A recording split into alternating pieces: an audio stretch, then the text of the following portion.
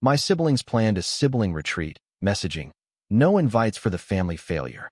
I'd reserved the cabins, so I reassigned them to a charity group, forcing a last-minute scramble and overpriced alternatives. I, 34M, watched my phone light up with a group chat I wasn't supposed to see.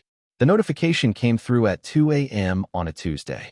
My youngest sister had accidentally added me to a thread titled Sibling Retreat Planning, No Outsiders. The irony wasn't lost on me. I lay there in my apartment, the blue light washing over my face as I scrolled through months of messages I was never meant to read. They'd been planning this for half a year. A long weekend at Pine Lake Resort, the place where our parents used to take us every summer before they passed. 3 cabins, hiking trails, a private dock. The works. My brother had apparently suggested it back in March, and everyone jumped on board immediately. Everyone except me, because I was never told it existed. The messages were casual at first. Dates, activities, who would bring what. Then I saw it, buried in a thread from 2 months ago. My older sister had written it plainly. Obviously, we're not inviting him. This is for successful siblings only. No family failures allowed. The replies came fast. Laughing emojis. Agreement. My brother chimed in with something about how I'd just bring down the mood anyway. My youngest sister, the one who'd accidentally added me, had written, "He wouldn't fit in anyway. We've all built something. He's just there." I sat up in bed, feeling my chest tighten. The family failure. That's what I was to them. They weren't entirely wrong, I suppose. After college, I'd bounced between jobs for years. Marketing, sales, tech support, freelance writing. Nothing stuck. My brother had made partner at his law firm by 30. My older sister ran her own consulting business. My younger sister had married into money and spent her days managing charity events and posting about her perfect life online. And me?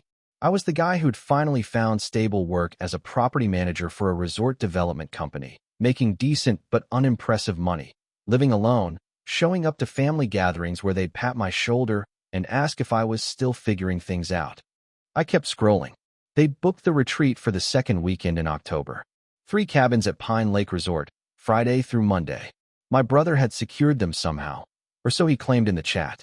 He'd sent a screenshot of a confirmation email, acting like he'd pulled strings to get the booking during peak foliage season. That's when I started laughing. Quietly at first, then louder, until my neighbor pounded on the wall. I knew that confirmation number. I'd generated it myself 6 months ago. See, Pine Lake Resort wasn't just any resort. It was the flagship property of the company I worked for. And I wasn't just a property manager. I was the senior property manager, the guy who handled VIP bookings, corporate retreats, and special reservations. When my brother had called the resort back in April, using his lawyer voice and demanding premium cabins for a family gathering, the booking had landed on my desk. I'd processed it personally, never connecting the guest name to my own brother because he'd used his law firm's booking account. I had complete access to modify, cancel, or reassign any reservation in the system. My hands were shaking as I opened my laptop. The retreat was 3 weeks away. They'd been planning behind my back for 6 months, and I'd been the one who'd actually secured their cabins without even knowing it. The universe had handed me something extraordinary, and I wasn't about to waste it. I spent the next morning at work reviewing our charitable partnerships. Our company had a program where we donated and used or last-minute available properties to nonprofit organizations, youth groups, veterans associations, family crisis centers. It was good PR and actually helped people. We had a waiting list of organizations hoping for October availability because it was peak season and everything booked up a year in advance. I pulled up the reservation under my brother's name. 3 premium cabins, lakeside, with full amenities.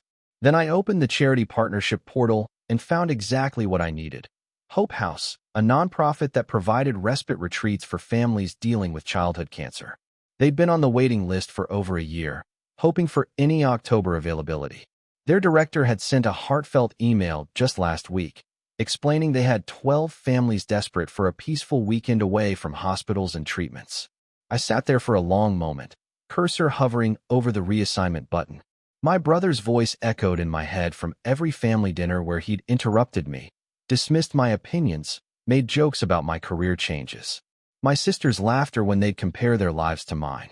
The way they'd started having family events without telling me, then acting like I'd simply been too busy to attend. No family failures allowed. I clicked the button. The system prompted me to confirm. I confirmed. The cabins were reassigned to Hope House, effective immediately. An automated email went out to my brother's booking account, explaining that due to an overbooking error, his reservation had been canceled and a full refund would be processed within 5 business days. The email apologized profusely and offered a 20% discount on a future stay, subject to availability. My phone buzzed within an hour. The group chat I wasn't supposed to be in exploded with activity. My brother was furious, typing in all caps about incompetence and how he was going to sue. My older sister jumped in, offering to call in favors with business contacts. My younger sister started frantically searching for alternatives. I watched the messages roll in while sitting in my office, sipping coffee. They tried calling the resort directly.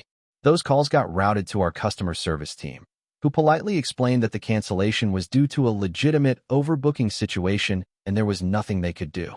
October was completely booked. They tried other resorts in the area, also fully booked or only offering single cabins at premium prices. By that evening, they'd found an alternative, a private rental property 40 minutes further north, with 3 small cabins that looked barely maintained in the photos. The price was nearly triple what they'd paid for Pine Lake. My brother was having a meltdown about the cost. My sisters were arguing about whether they should postpone, but they'd already requested time off work, made plans, built up expectations. They decided to move forward with the overpriced alternative. I went home that night and had the best sleep I'd had in months. The weeks leading up to the retreat were entertaining. The group chat continued, buzzing with complaints about the new location. The cabins were smaller. The lake access was limited. The reviews mentioned spotty heating and a wasp problem. My brother kept bringing up legal action against Pine Lake Resort, but his lawyer brain knew it wasn't worth pursuing for a simple overbooking situation that came with a full refund. What they didn't know was that I'd made one more modification. Using my employee access, I'd set up an alert that would notify me if anyone in my family tried to book with us again.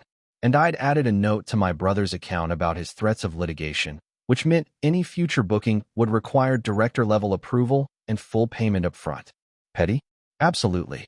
Satisfying. More than I'd expected. The weekend of the retreat arrived. I spent my Friday evening at my apartment, ordered takeout, and watched movies. My phone stayed silent. No accidental group chat ads this time. They were probably already at their overpriced cabins, dealing with whatever issues came with a last-minute rental. But Sunday afternoon, my phone finally rang. My youngest sister. I almost didn't answer, then decided I wanted to hear this. She asked if I was busy, her voice tight and uncomfortable. I told her I was just at home, nothing special. She went quiet for a moment, then said they were all at the retreat and it had been a disaster. The heating didn't work properly. One cabin had a leak. The lake access they'd been promised was basically a muddy shoreline. She paused again, and I could hear voices arguing in the background. She said they'd been talking, and someone had mentioned that I worked in resort management. She asked what company I worked for. I told her, Pine Lake Resort and Properties. The silence stretched so long I thought the call had dropped.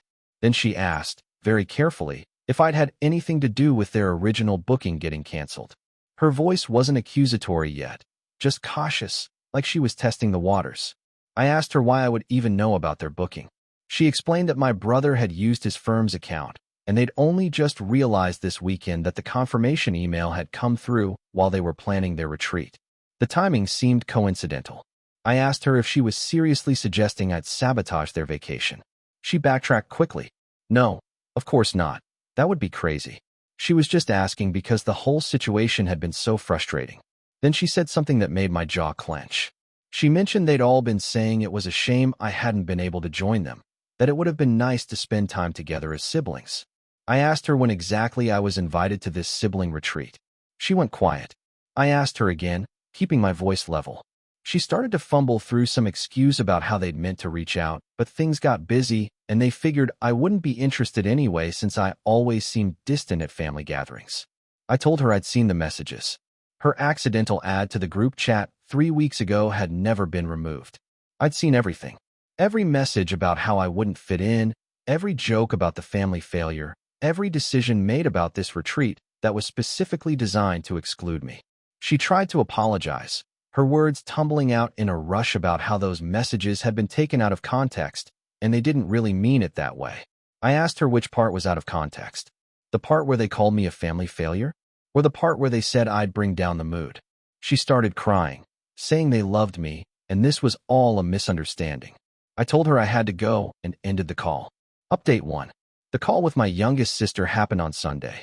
By Monday evening, I had separate messages from all 3 siblings. My brother sent a long text about how family was complicated and maybe we'd all said things we didn't mean. My older sister called and left a voicemail about how successful people sometimes forget to be sensitive, and she hoped we could move past this.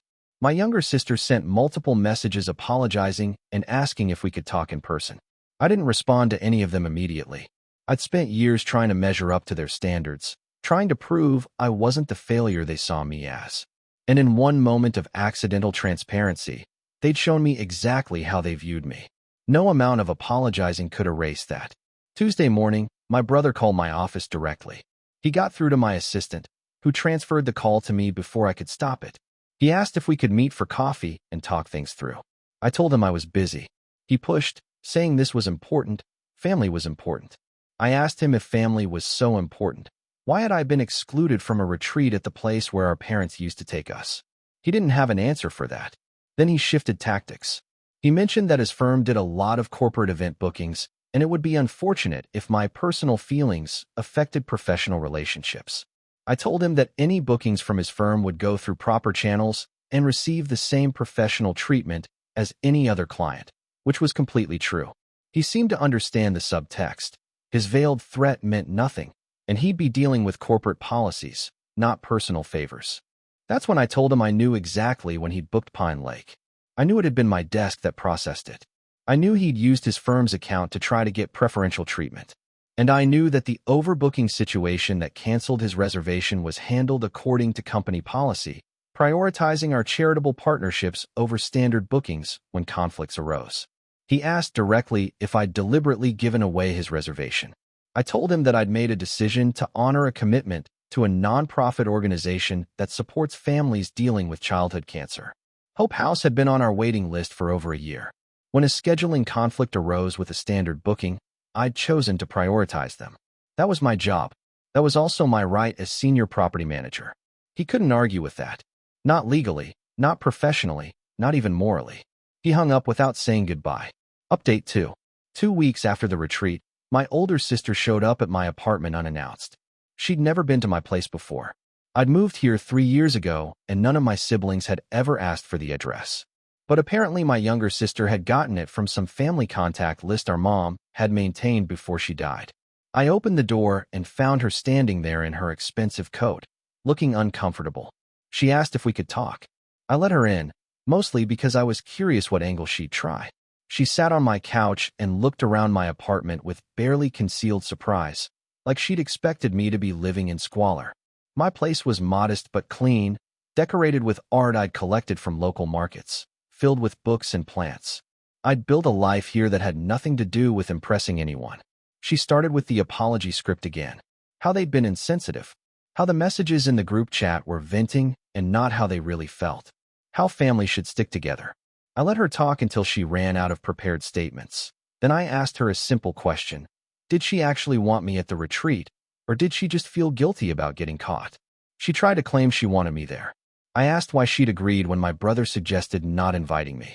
She said she didn't really agree, she just didn't object. I asked what the difference was. She couldn't answer that. Then she brought up our parents. How disappointed they'd be to see us fighting. How they'd raised us to support each other. That's when I stopped her. I told her our parents had treated all of us equally, given us all the same opportunities, shown up for all of us the same way. What we'd built from that was our own choice. And they'd chosen to build a hierarchy where I was at the bottom. She tried to argue that I'd always been distant, always been hard to connect with. I reminded her that I'd shown up to every family gathering for years, tried to engage, tried to share my life. And I'd been met with condescension, dismissal, and barely veiled pity. I'd been hard to connect with because they'd made it clear I wasn't worth connecting to. She left 20 minutes later, and I could see she was angry under the apologetic veneer. Angry that I wasn't accepting the olive branch. Angry that I wasn't making this easy for her. Good. I'd spent years making things easy for them. Update 3. It's been 2 months since the retreat, That never happened. My siblings have mostly stopped trying to contact me. My younger sister still sends occasional messages asking if I'm okay, but they feel perfunctory, like she's checking a box. My brother and older sister have gone silent. I heard through a family friend that they're planning Thanksgiving as usual at my brother's house. I wasn't invited. No surprise there. The friend asked if there had been some kind of falling out, and I simply said we'd grown apart. That seemed to satisfy the curiosity without giving away details. The interesting part came last week. I was processing quarterly reports at work when I noticed Hope House had sent a formal thank you letter to our company. They'd included photos from their retreat at Pine Lake. Families on the dock, kids fishing, parents actually smiling. The director had written about how much it meant to give these families a break from the constant stress of hospital visits and treatments. One mother had written that it was the first weekend in 8 months she'd seen her daughter act like a normal kid. I'd given away my brother's reservation out of spite, but it had turned into something better than that. Those cabins had been used by people who actually needed them, who appreciated them, who created memories there that mattered. My siblings would have spent the weekend drinking wine and comparing investment portfolios and taking Instagram photos to prove how blessed they were. I don't regret what I did, not even a little bit. Last night, my youngest sister called, not to apologize again, but to tell me she's pregnant. She wanted me to know before the official announcement. She asked if I'd be interested in being involved as an uncle. Her voice was tentative, hopeful. I told her congratulations and that I needed time to think about what involvement would look like for me. The truth is, I'm tired of being treated like the failure who should be grateful for scraps of inclusion. If she wants me in her child's life, it needs to be because she values me, not because she feels obligated to give the family failure a participation trophy in the form of uncle duties. I might reach out eventually, or I might not. Right now, I'm building my own life with my own standards. I got promoted last month to regional manager, overseeing 5 properties instead of 1. I'm dating someone who thinks my job is interesting and respects what I've built. I have friends who actually want me around. My siblings wanted a retreat with no family failures allowed. They got exactly what they asked for. They got a weekend without me, and they can have a lifetime of the same if that's what they want. I'm done being the person they keep around to feel better about themselves. The family failure has finally failed at the one thing they needed me to do, know my place. And I've never felt more successful. If you'd like to see more stories like this, a gentle tap on the subscribe button would mean the world to us.